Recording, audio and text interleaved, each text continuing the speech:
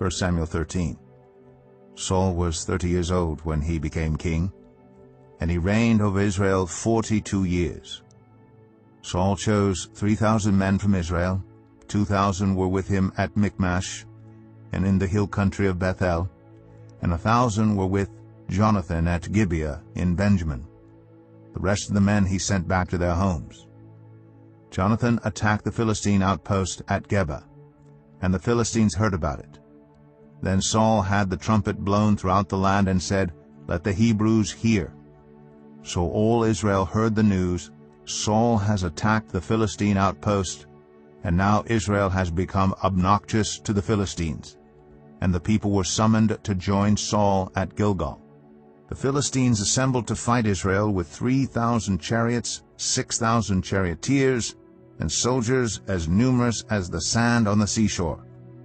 They went up and camped at Michmash, east of Bethaven. When the Israelites saw that their situation was critical and that their army was hard-pressed, they hid in caves and thickets, among the rocks and in pits and cisterns. Some Hebrews even crossed the Jordan to the land of Gad and Gilead.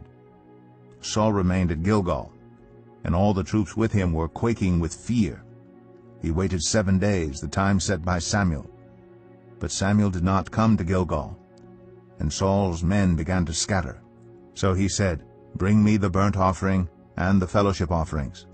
And Saul offered up the burnt offering. Just as he finished making the offering, Samuel arrived, and Saul went out to greet him. "What have you done?" asked Samuel.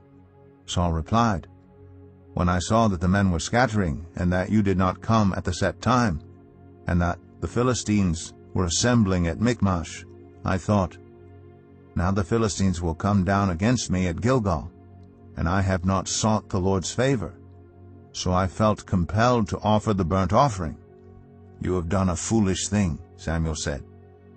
"You have not kept the command the Lord your God gave you.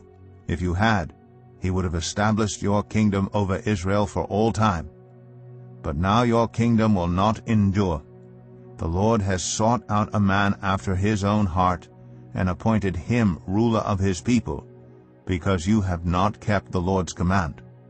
Then Samuel left Gilgal, and went up to Gibeah in Benjamin. And Saul counted the men who were with him. They numbered about 600. Saul and his son Jonathan, and the men with them, were staying in Gibeah in Benjamin, while the Philistines camped at Michmash. Raiding parties went out from the Philistine camp in 3 detachments. One turned toward Ophrah in the vicinity of Shual, another toward Beth-oron, and the third toward the borderland overlooking the valley of Zeboim, facing the wilderness. Not a blacksmith could be found in the whole land of Israel, because the Philistines had said, "Otherwise the Hebrews will make swords or spears." So all Israel went down to the Philistines to have their plowpoints, mattocks, axes, and sickles sharpened. The price was 2/3 of a shekel for sharpening plowpoints and mattocks, and 1/3 of a shekel for sharpening forks and axes, and for repointing goads. So on the day of the battle not a soldier with Saul and Jonathan had a sword or spear in his hand. Only Saul and his son Jonathan had them.